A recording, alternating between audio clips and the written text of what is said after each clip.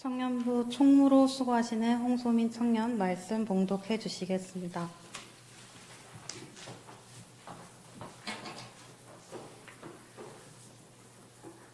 오늘 이 시간 우리에게 주시는 하나님의 말씀은 신약성경 로마서 15장 4절부터 13절입니다. 봉독해 드리겠습니다. 무엇이든지 전에 기록된 바는 우리의 교훈을 위하여 기록된 것이니 우리로 하여금 인내로 또는 성경의 위로로 소망을 가지게 함이니라. 이제 인내와 위로의 하나님이 너희로 그리스도 예수를 본받아 서로 뜻이 같게 하여 주사 한 마음과 한 입으로 하나님 곧 우리 주 예수 그리스도의 아버지께 영광을 돌리게 하려 하노라. 그러므로 그리스도께서 우리를 받아 하나님께 영광을 돌리신 것 같이 너희도 서로 받으라. 내가 말하노니 그리스도께서 하나님의 진실하심을 위하여 할례의 추종자가 되셨으니 이는 조상들에게 주신 약속들을 견고하게 하시고 이방인들도 그 긍휼하심으로 말미암아 하나님께 영광을 돌리게 하려 하심이라. 기록된 바 그러므로 내가 열방 중에서 주께 감사하고 주의 이름을 찬송하리로다 함과 같으니라. 또 이르되 열방들아 주의 백성과 함께 즐거워하라 하였으며 또 모든 열방들아 주를 찬양하며 모든 백성들아 그를 찬송하라 하였으며 또 이사야가 이르되 이새의 뿌리 곧 열방을 다스리기 위하여 일어나시는 이가 있으리니 열방이 그에게 소망을 두리려 하였느니라. 소망의 하나님이 모든 기쁨과 평강이 믿음 안에서 너희에게 충만하게 하사 성령의 능력으로 소망이 넘치게 하시기를 원하노라. 아멘. 이는 하나님의 말씀입니다. 감사합니다. 오늘 사순절 세 번째 주일이고 우리 교단 총회가 제정한 청년 주일입니다. 122년 전 우리 민노아 선교사와 함께 당시 청주배 유수한 청년들이 우리 교회에 세우는 일에 중추적인 역할을 감당했었다 하는 것은 여러분들이 잘 알고 있는 내용입니다. 처음부터 청년 신앙 정신으로 시작된 우리 교회 역사는 아무리 나이가 많이 먹어도 그래 살아 역동하는 신앙의 역사라 평가해도 틀리지 않겠습니다. 오늘 특별히 청년주일을 맞은 모든 청년들과 성도들이 이렇게 교회 역사의 첫 출발을 다시 한번 기억하면서 희망의 노래를 그리스도 안에서 부를 수 있는 이 시간 되기를 주의 이름으로 축원을 드립니다. 제가 두부 광고를 드렸는데요. 한 가지를 빼놨어요. 손으로 만든 두부라고 앞에 계신 분들이 너무 많이 먹으면 안 돼. 저 늦게 내려가니까 저 먹을 것 좀 남겨놓으세요. 우리 김문식 장로님 이제 내일 분호회장님이 되시는데 좀 못 가시는 분들이 많을 터이니까 한번 우리 축하를 하도록 합니다. 우리 그동안에 이용만 장로님이 분호회장님을 하셨고 그 뒤로 오랜만에 우리 교회 장로님이 장로 분회장님이 되시는 겁니다. 우리 장로님 좀 박수로 크게 축하해 주시기 바랍니다. 네,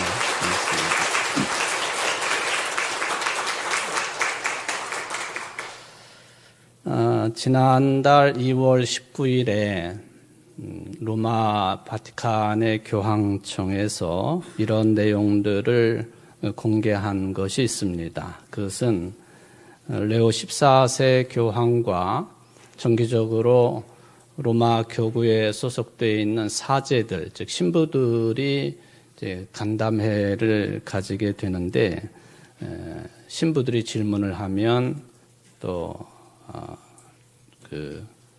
교황이 답변을 하는 그런 식으로 진행되는 내용이었습니다. 그 자리에서 아마도 AI에 관한 질문을 받았기 때문에 특히 교황이 이런 이야기를 했다고 알려져 있습니다. 강론에 관한 내용입니다. 강론이라 하면은 우리 개신교회의 설교와 똑같다라는 생각을 하시는 분들이 계시는데 그렇지는 않습니다. 가톨릭의 강론하고 우리 개신교의 설교는 좀 차원이 달라요. 그거는 이제 인식을 하시고 좀 들어주셨으면 좋겠습니다. 바로 신부들이 강론을 작성할 때에 AI, 인공지능에 의지하지 말라. 하는 이야기를 내놓았습니다. 그리고 사회관계망 서비스인 SNS에서 좋아요 이거 많이 받는 것 그런 거 얻으려고 하지 말아라. 이게 교황이 한 이야기입니다. 가톨릭에서는 교황의 이야기는 매우 중요한 것이기 때문에 아마도 이런 문제들이 신부들 사이에서도 궁금한 내용이고 또 문제가 되었기 때문에 그런 질문이 되어졌고 또 답변을 한 것으로 볼 수가 있겠습니다. 그러니까 인공지능으로 강론을 준비하려는 유혹을 물리쳐라. 이거는 우리 목사들도 똑같은 이야기를 들어야 되지요. AI로 설교문을 작성하려고 하는 유혹을 물리쳐라. 그런 이야기와 똑같습니다. 그러면서 예로 든 것이 우리가 몸의 근육을 사용하지 않고 움직이지 않으면 근육이 그게 축소가 되고 또 활동을 하지 않으면 죽는 것처럼 우리의 지성 역시 사용하지 않으면 그 기능을 잃게 되어지니 그렇게 되지 않도록 단련해야 된다는 그 말을 했습니다. 왜냐하면 참된 강론을 한다고 하는 것은 준비하고 강론을 한다고 하는 것은 신앙을 나누는 것인데 즉 영혼에 관한 문제인데 인공지능은 결단코 이 영혼에 관한 문제 신앙을 나눌 수는 없는 것 아니냐 그 이야기입니다.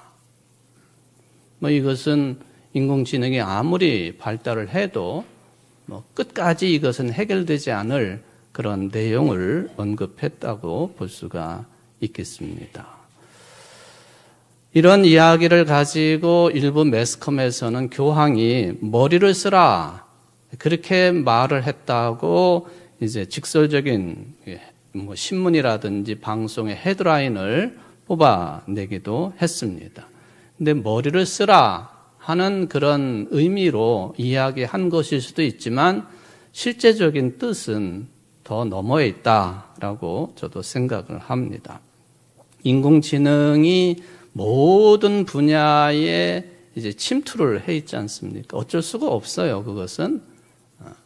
그런데 집중을 해야 될 것은 뭐냐 하면은 이게 사고하고 생각하고 또 정리를 하고 하는 특히 이 창작 활동하는 데 있어서 이 AI, 인공지능 사용하는 것에 있어서 매우 주의를 기울여야 된다는 것이죠. 여러분, 인공지능이요, 제목을 주고 이거 가지고 시 한 편을 써라 그러면 너무 잘 써요. 또 인공지능이요, 이런 제목으로 노래 한 곡을 만들어 달라 그러면 너무 잘 만들어요. 마찬가지입니다. 오늘 우리가 로마서 15장 말씀이 본문인데 제가 만약에 오늘 설교를 준비하면서 로마서 15장 4절부터 13절까지 내용을 가지고 희망이라는 주제로 설교를 써 그러면 좔좔좔 나와요. 끝도 한도 없이 나와요. 그거를 경계하라고 교황이 이야기한 거예요. 저는 제가 이제 목회 얼마 남지 않은 시간인데 다짐을 속으로 강하게 하고 있습니다. 결코 AI를 통한 설교문 작성 이런 유혹에는 내가 넘어가지 않을 것이다. 이건희 목사가 끝까지 이렇게 갈 수 있도록 여러분들이 좀 기도해 주시기 바랍니다. 영혼의 문제고 신앙에 관한 문제이기 때문에 매우 심각한 내용이다 하는 것입니다. 더군다나 이 창작 활동을 하는 영역, 이 모든 분야에 다 동일하게 적용되는 것이다 하는 것이죠. AI를 이용하면 그럴듯한 문장을 만들 수는 있겠지만은 그 과정에서 생각하는 것이 빠져버리면 이게 강론이든 설교든 창작 활동의 그 자체가 무너지게 되어 있다 하는 것이에요. 여러분들 인공지능을 활용하시는 우리 교우들도 상당히 있을 터인데요. 그 구체적인 작업이나 또 업무나 다 그거 이용하지 않으면 안 되는 시대를 살고 있기는 해요. 그를 무시할 수 없는 거지만은. 그래서 어디까지가 도구이고 어디까지가 대체인가 하는 것이 이제 핵심적인 논쟁거리가 되겠는데, 맞춤법 교정을 하거나 하는 이런 도구로 사용하는, 또 문장 다듬기 하는 도구로 사용할 수 있겠는데, 이번 주 성경 본문 구절에 대해서 무슨 강론의 초안을 써달라, 설교문의 초안을 써달라, 그 순간 이 사유, 생각 과정 자체가 생략이 되어지고, 강론을 해야 되는, 설교를 해야 되는 목사는 그저 편집자로 전락을 하고 말 것이다. 그래서 AI는 사고의 속도를 높여주는 도구로 쓸 때 가장 강력하지만 사고 자체를 건너뛰는 지름길로 사용할 때는 가장 위험하다. 특히 창작 활동하는 사람들에게, 저 자신에게도 해야 되는 그런 내용이라고 보여집니다. 이게 요즘에 책을 아예 읽지 않는 거죠. 그냥 AI에 물어보면 다 정확하게 또는 조금 틀리더라도 대충이라도 답변을 해주니까 말이죠. 현대인들에게 큰 화두가 스트레스를 어떻게 해소할 것이냐 하는 것이 큰 화두이죠. 영국의 서식스 대학교 연구진들이 도대체 이 현대인들이 받고 있는 스트레스 지수를 낮출 수 있는 가장 효과적인 방법이 무엇이 있을까? 이것을 이제 실험을 해 보았습니다. 결과를 이제 등수로 이렇게 매겨 놓았는데요. 4등이 산책하는 거였습니다. 산책을 하니까 스트레스가 약 42% 정도 줄어들더라 하는 결과를 가졌습니다. 그리고 3위, 커피를 마시든지 차를 마시는 것. 그랬더니 54% 정도가 줄어들었다. 2위는 음악을 감상하는 것. 실험을 해봤더니 61% 정도가 스트레스 감소가 되었다. 놀랍게도 당당하게 1위를 차지한 것이 뭔지 아십니까? 독서였어요. 독서. 책 읽는 거. 이 독서를 하게 되니까 무려 68%의 스트레스가 감소되었다. 이는 대학교 연구진이 실험을 하고 내놓은 결과이기 때문에 믿을 만한 저는 근거요, 자료라고 생각을 합니다. 더 놀라운 것은 그 독서하는 시간이었습니다. 단 6분만 책을 읽어도 심박수가 느려지고 굳어있는 근육이 긴장이 풀리기 시작을 했다.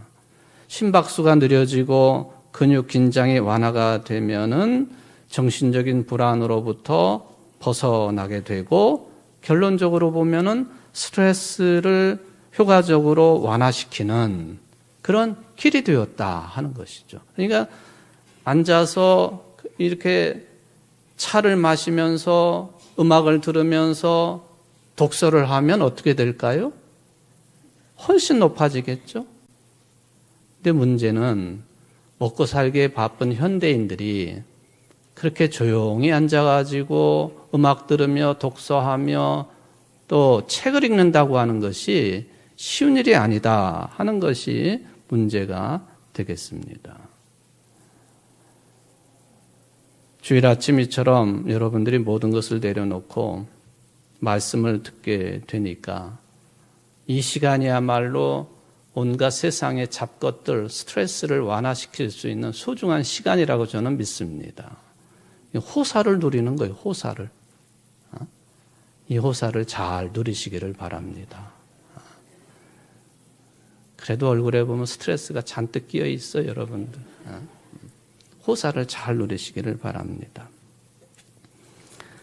바울이 로마서를 쓸 때에는요, 로마 교회를 가보지 못한 상태에서 로마 교인들에게 편지를 보낸 겁니다.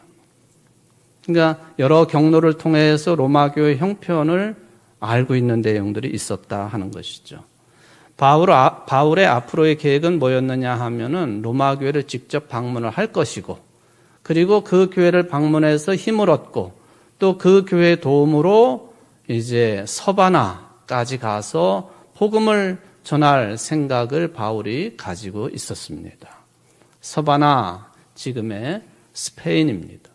옛날에는 포르투갈하고 스페인이 한 나라였었으니까 하여튼 서바나 그러면 스페인 땅이죠. 예수님께서 성령을 받고 땅끝까지 이르러 내 증인이 되라고 말씀을 하셨는데, 바울 생각은 예수님 당시나 바울 당시나 그때 당시에 땅끝은 스페인이었습니다. 그 땅끝까지 가라고 하시니 땅끝까지 가서 로마 교회의 도움을 받아가지고 복음을 전할 것이다 하는 그런 희망을 바울이 가지고 있었다 하는 것이죠. 이 스페인 땅은 산티아고로 유명합니다. 산티아고, 세인트 야고보 사도를 말하는 것이거든요. 야고보 사도의 유해가 모셔져 있는 곳, 그게 이제 산티아고 순례길의 마지막 종착지가 되는 성당, 그 지역이 되겠습니다. 그러니까 야고보 사도도 바울처럼 똑같은 생각을 가지고 당시에 땅끝이라고 여겨지고 있는 이 서바나, 스페인까지 가서 복음을 전하고 다시 유대 땅으로 왔다가 헤롯 왕으로부터 순교를 당합니다. 제자들이요, 그 야고보 자기의 스승의 유해를 배를 타고 이제 스페인 땅까지 옮겨갔다, 그렇게 알려져 있습니다. 나중에 이 야고보의 유해가 말하자면은 발견이 되어가지고, 그리고는 그 유해를 모시고 그 콤포스텔라, 그러니까 그 큰 성당이 형성이 되고, 지금 한국 그 사람들 중에도 많은 사람들이 산티아고 순례길에 나서고 있지 않습니까? 그러니까 그 옛날부터 순례길로 유명한 곳이 이 산티아고 순례길이었다라고 하는 것을 우리가 확인을 해볼 수가 있겠습니다. 땅끝이라는 거예요. 여러분들 지도를 한번 보십시오. 당시에 예수님 당시의 땅끝, 지금 그 위에 부분에 보면은 푸른색으로 이렇게 국경이 이제 갈라져 있는데 저게 포르투갈 땅이고요. 나머지 노란색이 스페인 땅입니다. 저 호카곳이라고 하는 것, 포르투갈을 방문을 하면 반드시 저곳을 가봐야 돼요. 왜냐하면 저것이 땅끝이기 때문에. 땅끝, 호카곳. 그 대서양에 큰 바람이 많이 부는 지역이기는 합니다. 그런데 이 사도 바울도 그랬고, 대야고보, 예수님의 제자인 야고보 사도도 땅끝이라고 여겨가지고 스페인 가서 복음을 전하다가 도중에 순교를 하고, 그 유해가 땅끝, 저 호카곳 위쪽으로 쭉 올라가 보면은 스페인 땅에 그 콤포스텔라 거기가 있습니다. 그런데 제가 그 아래에 또 하나의 지명을 표식을 했습니다. 이거는 구약의 요나 선지자와 관련이 있는 장소입니다. 요나가 하나님의 말씀을 듣습니다. 너 니느웨에 가가지고 내 말을 전해라. 이거 말하자면 하나님의 말씀을 듣고 니느웨 백성들이 회개하도록 해라. 그런데 철저한 유대교 신자인 요나는 거부를 합니다. 내가 왜? 저 이방 사람들이 회개하고 하나님께 돌아와서는 그 꼴을 나는 볼 수가 없다 해가지고 도망을 칩니다. 다시스로 도망을 갑니다. 당시에 다시스하고 지중해 연안하고는 이 무역선이 활발하게 왔다 갔다 했던 곳입니다. 그 다시스라고 여겨지는 곳이 지금 카디스라고 하는 스페인의 아주 오래된 항구 도시입니다. 카디스, 다시스. 발음상으로 그 어원을 따져보면은 비슷한 발음으로 그게 얽혀져 있다 하는 것을 볼 수가 있죠. 요나 생각이 뭐예요? 야, 이게 하나님의 얼굴을 피하고 하나님의 목소리를 피하려면 땅끝으로 가야 되겠구나 해가지고 가려고 했던 곳이 카디스예요. 네, 다시스라 그 말이에요. 그러니까 거기 가면은 하나님께서 나를 찾을 수 없겠고 아담과 하와가 숲속에 숨은 것처럼 마치 꽁이 도망가면서 머리만 쳐박으면 안 보인다 생각하는 것처럼 그런 생각을 가졌던 거예요. 가다가 배에 문제가 생기고 큰 물고기에 삼켜지고 해가지고는 다시 니느웨 가서 하나님의 말씀을 전했다 하는 그런 이야기가 요나서에 기록되어 있지 않습니까? 하여튼 사도 바울은 그렇게 로마 교회 교인들과 직접 대면하기 전에 편지를 통해 가지고 자신의 어떤 신앙적인 입장을 복음의 본질을 전할 필요성이 있었습니다. 로마서가 16장까지인데 핵심적인 내용은 15장으로 끝나게 되어 있습니다. 바로 15장 중에서 마지막 단락에 해당되는 내용이 오늘 설교의 본문입니다. 바울은 여기에서 아주 중요한 단어를 언급을 합니다. 그게 뭐냐면 희망이라고 하는 단어였어요. 희망. 무엇이든지 전에 기록된 바는 우리의 교훈을 위하여 기록한 것이니 우리로 하여금 인내로 또는 성경의 위로로 소망을 가지게 함이니라. 소망, 희망이란 말이거든요. 희망을 가지게 함이니라. 인내와 위로와 희망이라고 하는 일반 사회에서도 많이 사용하고 있는 그런 용어이지만은 바울이 여기서 인내와 위로와 희망, 소망이라고 하는 용어를 사용할 때에는 아주 실질적인 상황이 반영된 그런 단어 선택이었다라고 하는 것을 볼 수가 있습니다. 그 내용을 14장, 로마서 14장에서 확인할 수가 있습니다. 로마서 14장 10절에 보니까 네가 어찌하여 내 형제를 비판하느냐? 어찌하여 내 형제를 업신여기느냐? 우리가 다 하나님의 심판대 앞에 서리라 하고 아주 무서운 말씀으로 경고 겸 권면하는 내용이 있습니다. 우리가 모두 다가 비난을 하는 사람이나 비난을 받는 사람이나 상관없이 모두 다가 마지막 때는 하나님의 심판대 앞에 설 것이다. 그 말씀을 해주고 있습니다. 무슨 상황이었길래 이런 말씀을 하셨을까? 그 내용을 좀 말씀을 드려보려고 합니다. 서기 49년에 로마 제국의 황제 글라디우스라고 하는 황제가요, 로마시에 살고 있는 유대인들을 추방시킵니다. 마치 지금 미국의 대통령이 남미 사람들, 동양 사람들, 우리나라 사람들 막 구금하고 하듯이 아예 추방을 시켜버려요. 추방. 당시 로마 인구가 약 100만 명 정도인데 그중에 5% 정도가 유대인들이었다고 알려져 있습니다. 그러니까 상당히 그 유대인들이 많았다는 거예요. 당연히 10명만 있어도 회당 하나를 만드는 유대인들이었기 때문에 회당들도 여럿이 있었다고 볼 수가 있는 것이죠. 추방당한 사람들 중에는요, 사도행전 18장 2절에 나오고 있는 것처럼 아굴라와 브리스길라 부부도 있었습니다. 그래서 이 부부는 로마에서 추방을 당해가지고 어디로 갔느냐 하면은 고린도 항구 도시로 간 거예요. 거기에서 지금의 그리스의 수도 아테네에서 복음을 전하다가 실패를 하고 낙심해가지고 고린도로 와 있던 바울과 만나가지고 천막 짓는 일을 하면서 자비량 선교를 했다. 어디서 지원받은 게 아니고 스스로 돈을 벌었고 그 번 돈을 가지고 선교 활동에 사용했다. 자비량 선교사죠. 우리 교회의 가장 오래된 비석 로간 부인 기념비가 여기 이쪽 마당에 있지 않습니까? 로간 부인은 선교사이죠. 근데 그분의 가장 큰 특징이 뭐냐 하면은 우리나라에 건너온 선교사들 중에 최초의 자비량 선교사입니다. 자기의 돈을 들여서 선교 활동을 한 사람. 바울도 여기 아굴라와 브리스길라도 그런 사람이었다 하는 것이죠. 이렇게 유대인들이 뿔뿔이 흩어졌습니다. 로마시로부터 추방을 당했어요. 그리고는 5년 뒤에 서기 54년쯤에 네로 황제가 이 추방령을 거두어 들인 것 같아요.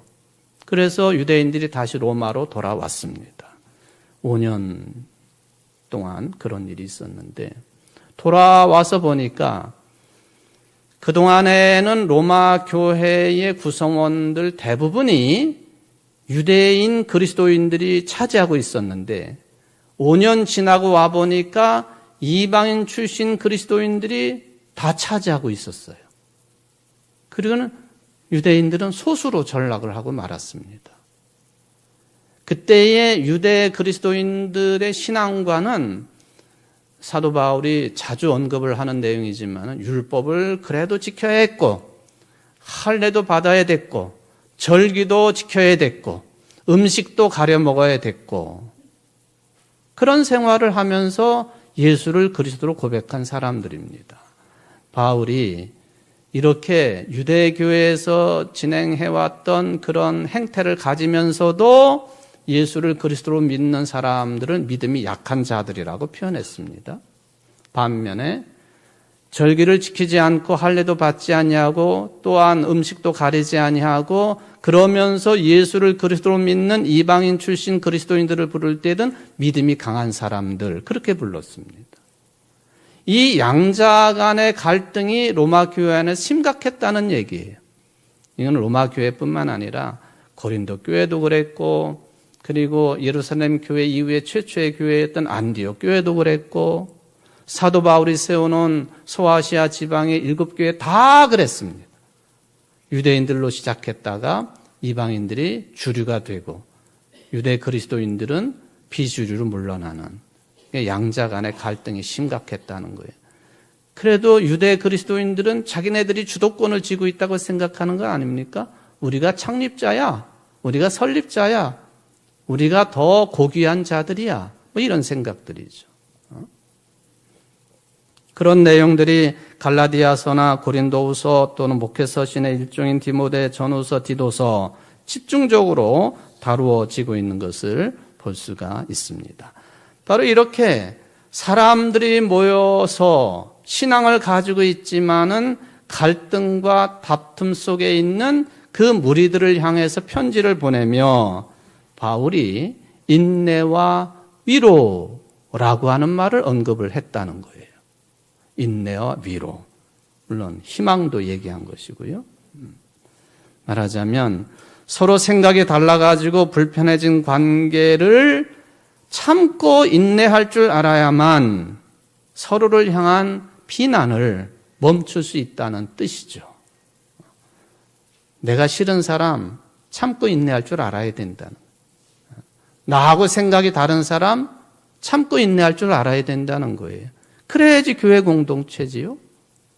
나하고 생각이 다르고 뜻이 다르다고 배척을 하면은 그게 어디 교회 공동체가 되겠습니까? 하나님에게서 위로를 받으면 보기 싫은 사람과의 관계도 어느 정도는 완벽하지는 않지만 참을 수 있기 때문에 바울이 이 말씀을 합니다. 그리고는 인내와 위로를 통해서 속사람이 희망의 영으로 가득해질 수 있다라고 기록을 해 놓았습니다. 여기서 말하는 소망, 희망이 뭘까? 왜냐하면 일반 사회에서도 희망을 많이 말하기 때문에 그렇습니다. 여러분들 잘 알고 계시는 그리스 신화의 판도라의 상자 잘 아시지 않습니까? 그 상자의 뚜껑을 열지 말라고 했는데 그놈의 호기심 때문에 뚜껑을 확 열어 제꼈더니 거기서 사람들에게 나쁜 온갖 이게 재난, 걱정, 근심, 싸움, 미움, 질투, 전쟁 이런 것들이 막 쏟아져 나왔습니다. 깜짝 놀래가지고 뚜껑을 확 덮어버렸죠. 근데 마지막으로 한 가지가 더 나와야 돼요. 뭐가 나와야 되죠? 희망이 나와야 되는데 온갖 나쁜 것은 다 맞이하고 정작 맞이해야 될 희망은 맞이하지 못했다. 이게 이제 판도라 상자가 주고 있는 교훈 아닙니까? 희망으로 세상 삶을 버텨낼 수 있다 하는 메시지입니다.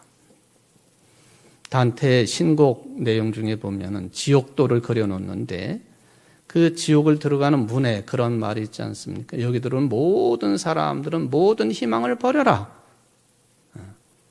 그러니까 어디가 지옥이냐? 희망이 없는 곳이 지옥이다라고 단테는 일갈한 겁니다.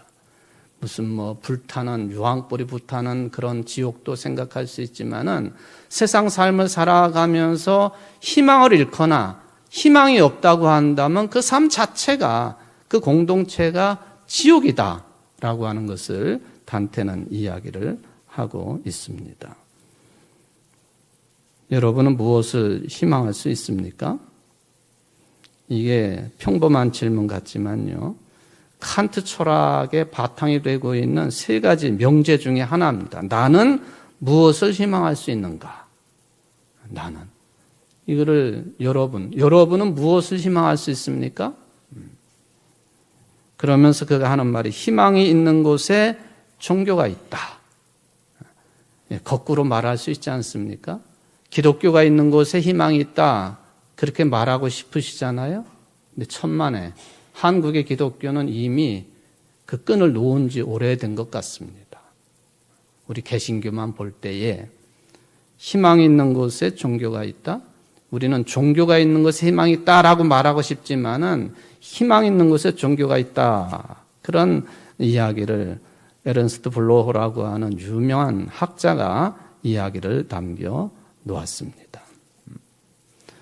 그리고는 이 에른스트 블로호의 책 초판을 읽은 유명한 신학자인 위르겐 몰트만이라고 하는 분은요, 이런 이야기를 말하자면은 이제 서평으로 남겨 놓았습니다. 희망이라고 하는 것은 원래가 교회가 가지고 있는 신앙이 가지고 있는 가장 고유한 주제가 아니더냐.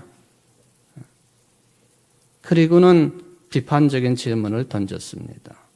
원래 교회에, 원래 기독교 신앙에 생생한 희망의 영이 오늘날 어디에 남아있느냐? 그를 질문으로 던져 놓았습니다. 여러분, 젊은이들에게 오늘 청년주일인데 장래 희망이 뭐예요? 물어볼 수 있지 않습니까? 설날에 그런 거 물어보면 돈 내놓고 물어봐야 된다고 그러는데 장래 희망이 뭐예요? 여러분의 내면을 충만하게 할 수 있는 희망이 무엇입니까? 우리 청년들의 희망은 또 무엇인가요? 진부한 질문이라고 생각할 수 있지만은 나이가 몇 살이든 상관없이 희망을 가지고 산다고 하는 것은요, 매우 중요한 우리 그리스도인들의 인생의 포인트가 된다는 거예요. 희망을 가진다고 하는 것. 그런데 놀라운 것은 히브리서 11장 1절 말씀에 따르면 우리 기독교가 처음부터 말하고 있는 희망이라고 하는 것은 믿음하고 아주 단단하게 연결되어 있는 개념이라는 거예요. 히브리서 11장 1절 믿음은 바라는 것들의 실상이요. 바라는 것, 원래 성경 원어로 번역을 해보면은 희망하는 것이라는 뜻이에요. 그러니까 믿음은 희망하는 것들의 실상이요. 그러니까 희망과 믿음은 단단히 붙어 있다. 그런 이야기입니다. 믿음이 희망의 실체라는 것이죠. 곧 희망 없이 믿음 없고 믿음 없이 희망 없다는 말입니다. 믿음이 희망이고 희망이 곧 믿음이라는 말입니다. 믿음 있는 사람은 희망의 사람이라는 말이고 희망의 사람은 곧 믿음의 사람이라고 하는 뜻이 이 히브리서 11장 1절 말씀 속에는 내포되어 있다. 그런데 바울은요, 오늘 13절에서 하나님을 신앙 고백할 때 하나님을 희망의 하나님이라 그렇게 표현을 했습니다. 이 말의 뜻은 뭐냐? 우리가 아무리 희망을 가지려고 해도 우리가 가지는 희망은 대부분이 다 물질적인 거예요. 살아 없어질 것들. 청년들이 희망을 가지십시오.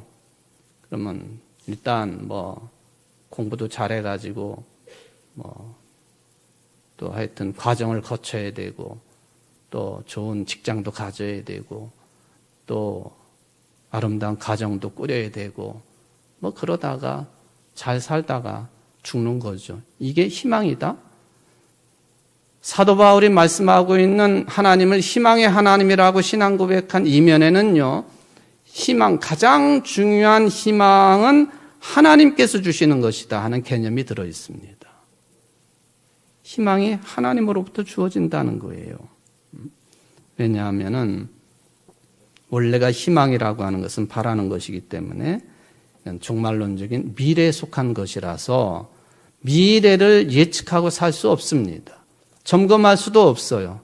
아무리 AI 시대라 할지라도요, 단 1시간 앞도 우리는 내다볼 수 없습니다. 그러므로 희망을 주시는 하나님이라고 할 때에 그 희망은 근본적으로 종말론적인 미래에 속하는 것이다. 그 말씀이 되겠습니다. 우리 기독교의 희망은 십자가를 넘은 희망입니다. 우리 기독교의 희망은 죽음을 넘는 희망입니다. 우리 기독교의 희망은 세상에 줄 수 있는 가지가지의 물질적인 모든 것들을 넘어서는 희망이에요. 어려운 표현으로 종말론적인 희망이다. 그런 이야기예요. 아이고, 설득력 없어요. 우리가 살아가는 세상이 얼마나 각박한데요. 진흙탕에 싸우는 개처럼 이전 투구식으로 살아가는 세상인데, 그거 기독교에서 말하는 희망, 설득력이 없습니다. 아니에요. 여러분들의 생각을 조금만 바꾸면 이 희망이 무엇인지 손에 잡힌다는 겁니다. 제가 제 이야기를 좀 하겠습니다. 제가 지금 만 나이로 10월 달이 되면은 69살입니다.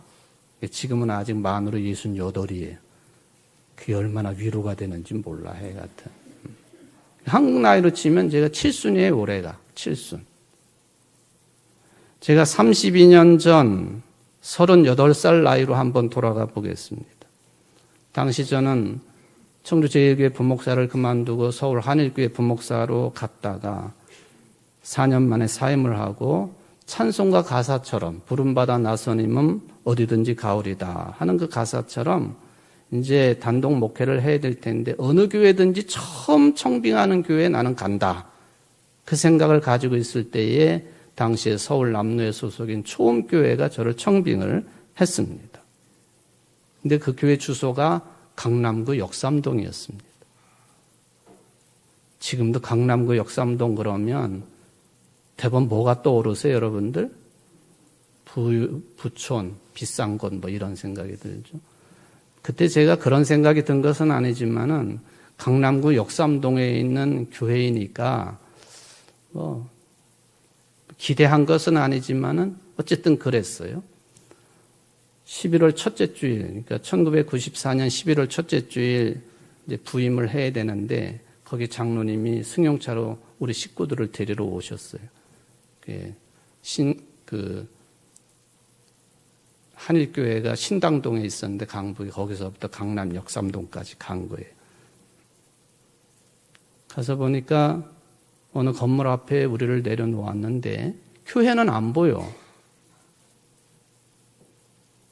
그러면서 장로님이 우리를 이끌고 그 허름한 3층 건물 현관문을 지나가지고 지하로 데리고 들어가는 거예요. 컴컴한 그리고 눅눅한 곰팡이 냄새가 나는 지하로 우리를 데리고 들어갔습니다. 지금도 우리 큰딸이 오르간을 하고 있지만은 그때 아무것도 모르니까 아빠 여기도 교회야? 그렇게 묻더라고요. 지금도 그게 귀에 생생해요. 아빠 여기도 교회야? 그러니까 청주제일교회만 보다가 서울 한일교회는 이거보다 더 큰 규모의 빨간 벽돌의 교회당이거든요. 그러니까 지하로 들어가니까 여기도 교회냐고. 아마 제 취임식 때 오셨던 분들은 그 건물을 기억하시는지 모르겠어요. 거기서 거의 9년 동안 한 곳으로 다시 이사를 가긴 했지만 목회를 하다가 청주제일교회로 부임을 한 거죠. 어느 수요일 예배를 위해서 그때 제가 평촌에 살고 있었는데 교회당을 갔는데 집사람이랑 갔더니 이게 바닥에서부터 물이 흥건하게 고여 있어요. 이게 웬일이지? 이게 뭔 문제가 생겼구나.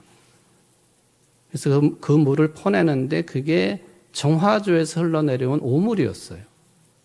강대상 밑에까지 물이 쫙 그냥 둘이서 그걸 퍼내면서 참 오만 가지 생각을 다 했습니다. 오만 가지 생각을. 지난번에 집사람이 이제 위암 수술을 한 곳이 서울 강남에 있는 병원이라서 정기적으로 6개월마다 가서 검진을 하고 또 수면 내시경도 해야 되고, 둘이 그랬어요. 이 초음교회가 있던 곳 건물이 그냥 있는지 한번 가볼까? 그래가지고 일부러 찾아가지고 그 앞을 갔더니, 아니 글쎄 그 건물이 그대로 있는 거 있죠. 그 허술한 건물이. 그때도 허술했는데 지금은 다 변해가지고 화려하고 웅장하고 뭐 삐까뻔쩍한 건물들 사이에 그 예배당이었던 건물이 그대로 남아 있는 거 있죠. 그때도 별 오만 잡생각이 다 들더라고요. 만약에 당시에 32년 뒤 지금을 상상할 수 있었다고 한다면 아마도 제가 더 풍요롭게 인생의 삶을, 목회자의 삶을 살 수 있었지 않았을까, 뭐 그런 생각을 해보는 거죠. 더 많은 사람들을 품고 사랑하지 않았을까. 왜냐하면 너무 메말라 있었고 너무 힘들었었고, 교인들이 30명과 함께 부딪히면서 산다고 하는 것이, 그래서 저는 지금도 지하에서 목회를 하고 있는 목사들 생각하면은 가슴이 메어져. 어려운 교회에 목회를 하는 목회들을 생각하면은 우리 교회도 어렵지만은 무조건 도와주고 싶어요. 형편이 안 돼서 그렇게 못하지만은, 제가 말씀드리고 싶은 것은요, 다가오는 미래가 바로 오늘의 나를 이끌어가는 생명의 힘이 될 수 있다는 그 말씀입니다. 만약에 여러분들이 이런 깨달음이 명백해질 수 있다고 한다면 현재의 삶을 구질구질하게 살지 않을 겁니다. 번듯하게 살 것이고 하나님의 자녀로 우뚝 서서 건강하게 자신 있게 믿음 가운데 살 것이라고 하는 생각을 해보는 것이죠. 오늘 사도 바울이 인내와 희망을 이야기하고 또 위로를 이야기하고 또한 평화도 이야기를 합니다.